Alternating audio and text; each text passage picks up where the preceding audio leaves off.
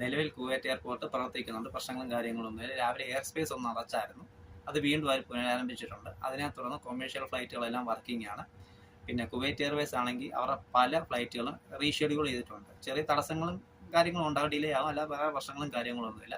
ഇന്നലെ ജൂലൈ 17 മാത്രം ക്യാൻസലായത് മുടങ്ങിയതുമായ കുറച്ച് ഫ്ലൈറ്റുകളുണ്ട്. ക്യാൻസലായത് 9 ഫ്ലൈറ്റും മുടങ്ങിപ്പോയത് ഡിലേ ആയത് 48 ഫ്ലൈറ്റുകളുമാണ് ഡിലേ ആയേക്കുന്നത്. പിന്നെ ക്യാൻസലായ കുറച്ച് എയർലൈനുകളുണ്ട്.